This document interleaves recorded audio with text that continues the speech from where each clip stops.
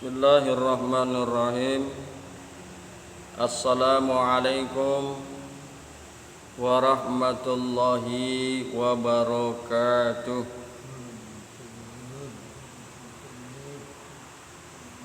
Pagi hari ini kita lanjutkan taklim kita. Kita akan coba bahas kitab Matnul Hikam karangan Syekh Ibnu Athaillah As-Sukandari, bahwa kitab ini berbicara tentang masalah ma'rifat, ma'rifatullah, ma'rifat kepada Allah. Hadirin yang berbahagia, hamba-hamba Allah yang mudah-mudahan selalu dirahmati oleh Allah Subhanahu wa taala, bahwa perlu diketahui menurut bahasa kata ma'rifat berarti mengetahui atau mengenal. Kemudian pengertian tersebut bisa diperluas lagi menjadi cara mengetahui atau mengenal Allah melalui tanda-tanda kekuasaannya yang berupa makhluk-makhluk ciptaannya.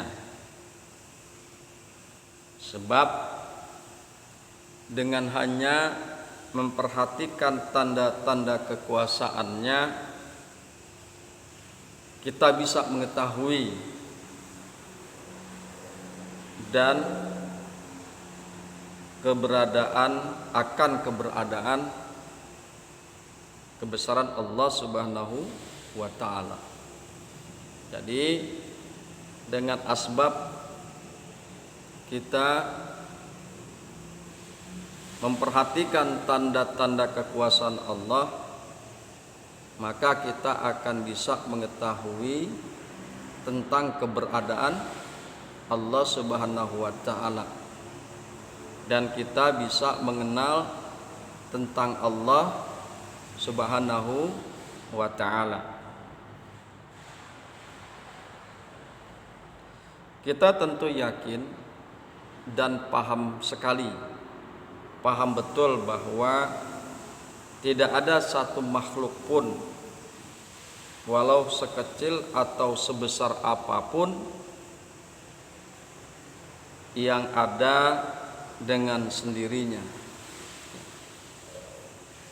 Semuanya itu pasti ada yang menciptakan.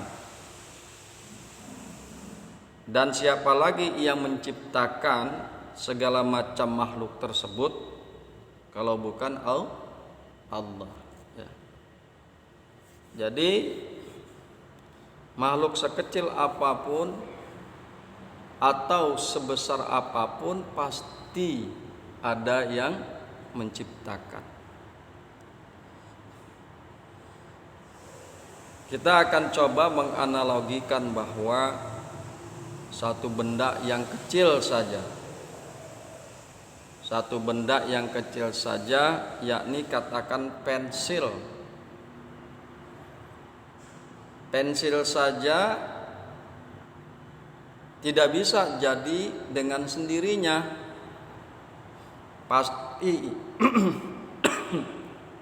Pasti pensil tersebut ada yang membuat, ada yang menciptakan. Apalagi untuk perkara yang lebih besar, yang lebih kompleks, yang penuh dengan keanekaragaman seperti jagat raya, pasti ada yang menciptakannya. Laksana pensil yang tidak bisa jadi dengan sendirinya, begitu juga alam jagat raya. Jadi alam jagat raya ini dengan segala isinya pasti ada yang menciptakan. tidak lain dan tidak bukan adalah Allah Subhanahu wa ta'ala yang mampu menciptakan alam zagat raya, yang maha berkuasa. Hadirin yang berbahagia, hamba-hamba Allah yang mudah-mudahan selalu dirahmati oleh Allah Subhanahu wa ta'ala. Kemudian bahwa tanda-tanda tentang adanya Allah sudah jelas terlihat di sekeliling kita. Setiap hari kita bisa melihat terbitnya matahari dari arah timur, kemudian bergerak dan tenggelam di arah barat. Tidak pernah sekalipun kita menyaksikan bahwa matahari itu terbit dari arah barat kemudian tenggelam di arah timur. Jadi matahari berlaku seperti itu, beredar sesuai dengan orbitnya, kemudian dia terbit dari arah timur dan terbenam di arah barat, itu karena adanya perintah dari Allah Subhanahu wa ta'ala.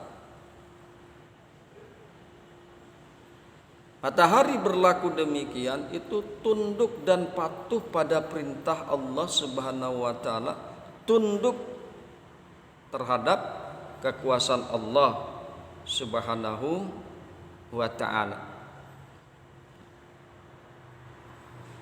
Begitu juga kita juga bisa melihat betapa indahnya rembulan dan begitu gemerlapnya bintang-bintang yang bertaburan di malam hari. Semua itu Ia menciptakan dan Ia mengaturnya, yaitu mengatur peredaran bulan-bulan dan bintang-bintang adalah Allah Subhanahu wa ta'ala. Allah lah yang mengatur peredaran segala macam benda-benda langit, baik itu rembulan, matahari dan bintang-bintang sesuai dengan orbitnya. Allah lah yang mengatur. Kemudian tadi disinggung kata-kata menciptakan. Kalau kita dalam bahasa Arabnya khalaqa. Jadi kata-kata khalaqa itu bukan hanya saja menciptakan, tetapi khalaqa juga menciptakan sekaligus memelihara. Makanya kalau kita perhatikan bahwa bulan, matahari dan bintang beredar sebagaimana orbitnya. Jumlahnya bukan hanya satu atau dua, tapi miliaran. Galaksi jumlahnya juga ribuan. Di dalam satu galaksi benda-benda langit itu miliaran. Ada planet, ada bintang dan lain sebagainya. Siapakah yang mampu menciptakan benda-benda langit yang maha besar tersebut? Penciptanya tidak lain dan tidak bukan adalah Allah Subhanahu wa ta'ala. Hadirin yang berbahagia, hamba-hamba Allah yang mudah-mudahan selalu dirahmati oleh Allah Subhanahu wa ta'ala. Kemudian siapa yang tak mengenal Allah lewat tanda-tanda kekuasaannya, ia adalah sebuta-buta manusia.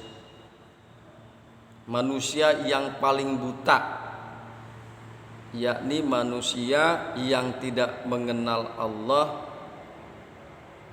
melalui tanda-tanda kekuasaannya. Hadirin yang berbahagia, hamba-hamba Allah yang mudah-mudahan selalu dirahmati oleh Allah Subhanahu wa taala.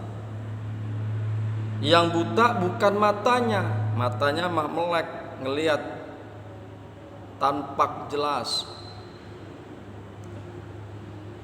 Yang buta bukan matanya, akan tetapi yang buta adalah buta hatinya, buta batinnya. Sebagaimana yang Allah telah firmankan, fa innaha la ta'mal absaru walakin ta'mal qulubu allati fis suduri. Maka sesungguhnya bukan matanya yang buta, tapi mata hatinya lah yang buta, yang berada dalam rongga dadanya. Hati itu adanya di dalam rongga dada. Jadi sekali lagi, manusia yang tidak bisa mengenal Allah melalui tanda-tanda kekuasaannya adalah manusia yang paling buta, sebuta-butanya manusia. Kemudian ditambahkan oleh beliau pengarang kitab, yang buta itu sekali lagi bukan matanya, tapi yang buta adalah mata hatinya. Ya. Kemudian bahwa hati itu tempat iman bersemayam. Hati itu tempatnya iman. Mata hati itulah yang melihat tanda-tanda kekuasaan Allah, sehingga akhirnya kita mengenal dan beriman kepada Allah. Akhirnya kita bisa mengenal, kita mengetahui dan beriman kepada Allah dengan asbab mata hati kita yang terbuka. Dengan sebab mata hati kita yang terbuka. Hadirin yang berbahagia, hamba-hamba Allah yang mudah-mudahan selalu dirahmati oleh Allah Subhanahu wa taala.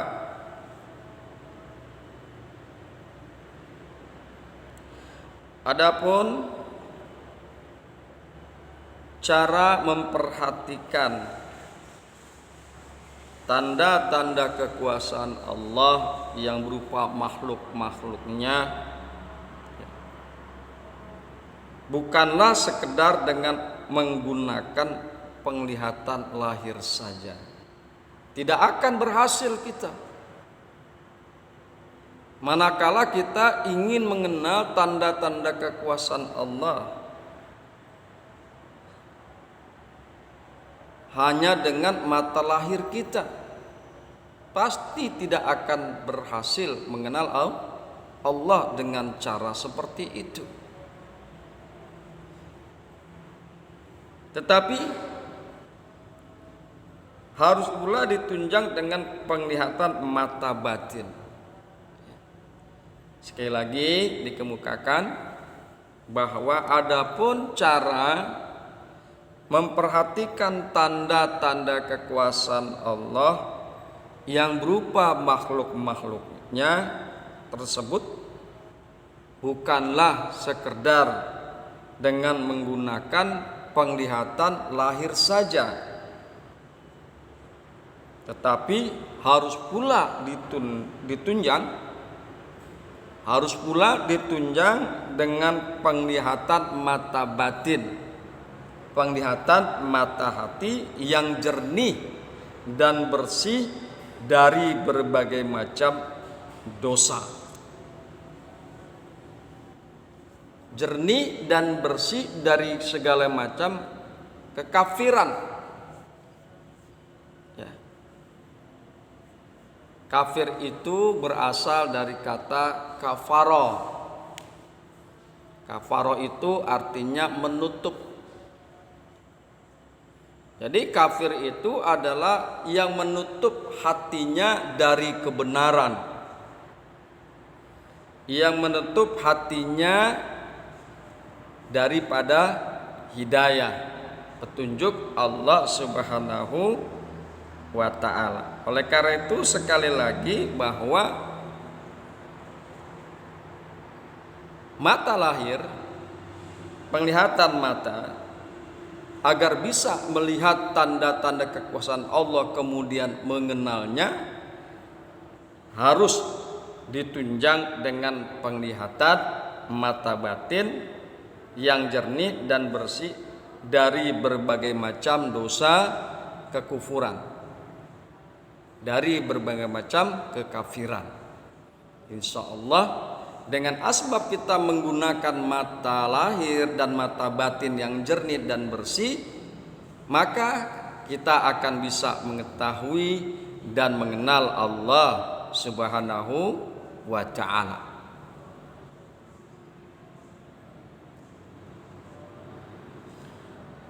Hadirin yang berbahagia, hamba-hamba Allah yang mudah-mudahan selalu dirahmati oleh Allah Subhanahu wa ta'ala.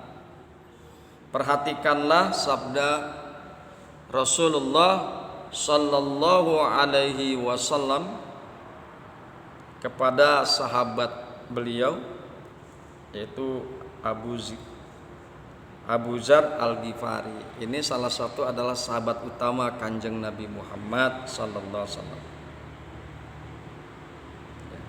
Kita diminta perhatikan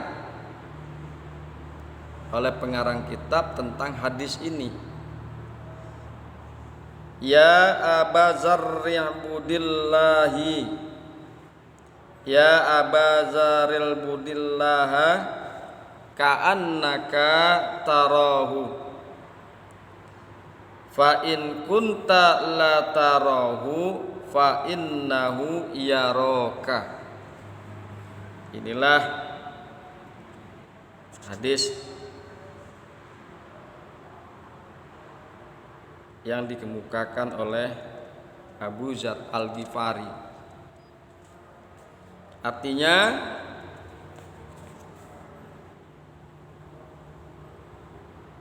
wahai Abu Zar, sembahlah Allah seakan-akan kamu melihatnya. Bila kamu tidak melihat Allah, maka yakinkan dalam hatimu bahwa Allah melihat kamu. Jadi dalam rangka kita melakukan berbagai macam aktivitas kita, baik berupa ibadah maupun muamalah dan lain sebagainya, tanamkan di dalam hati kita bahwa kita selalu diawasi oleh Allah Subhanahu wa ta'ala. Dengan menanamkan hal yang demikian itu, insya Allah kita tidak akan melakukan keharaman, maksiat dan lain sebagainya. Wahai Abu Zar, sembahlah Allah seakan-akan kamu melihatnya. Bila kamu tidak melihat Allah, maka yakinkan dalam hatimu bahwa Allah melihat kamu.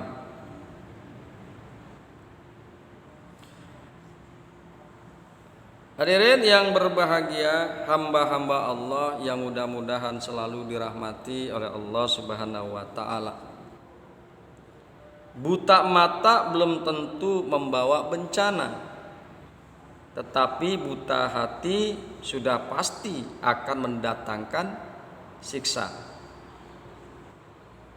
Karena apabila manusia sudah menderita penyakit buta hati, selama ia belum mendapatkan cahaya ilahi, yang berupa petunjuk-petunjuk kebenaran, maka selama itu pula ia akan tersesat jalannya.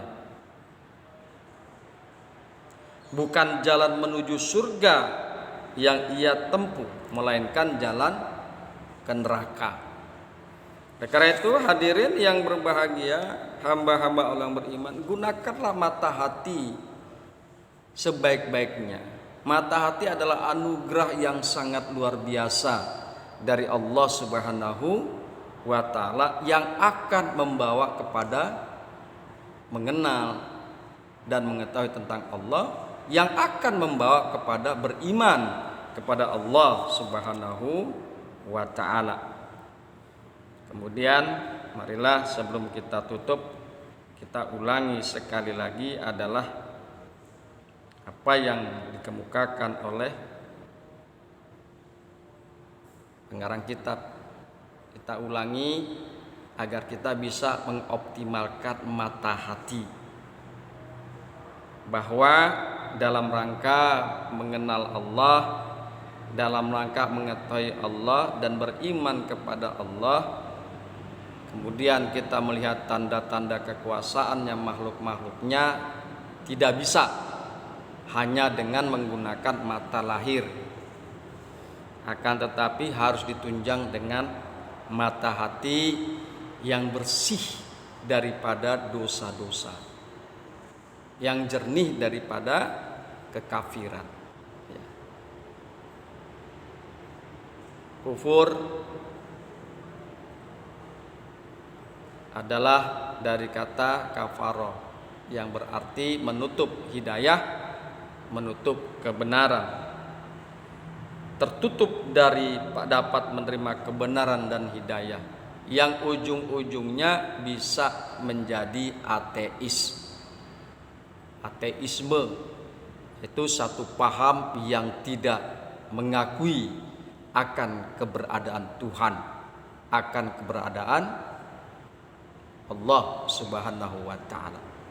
Yang demikian itu asbab mata hatinya buta, maka kekufuran ataupun ateisme akan membawa orang-orang tersebut ke dalam nerakanya Allah Subhanahu wa ta'ala.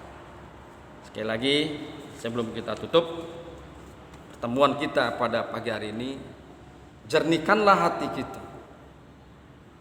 bersihkanlah hati kita daripada kekafiran, dan optimalkanlah anugerah yang Allah berikan kepada kita, yaitu berupa mata hati.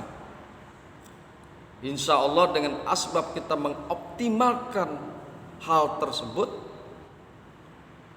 insya Allah kita dapat ma'rifatullah, bisa mengenal Allah, yang akan menghantarkan kita menuju kepada keimanan dan ketakwaan yang sangat tinggi. Hadirin yang berbahagia, hamba-hamba Allah yang beriman. Kemudian dalam rangka kita beribadah dan bermuamalah atau lain aktivitas kita, maka yakinkanlah di dalam diri kita bahwa Allah selalu melihat dan mengawasi kita. Demikian, mudah-mudahan bermanfaat. Hadanallah wa iyyakum ajmain. Assalamualaikum warahmatullahi wabarakatuh.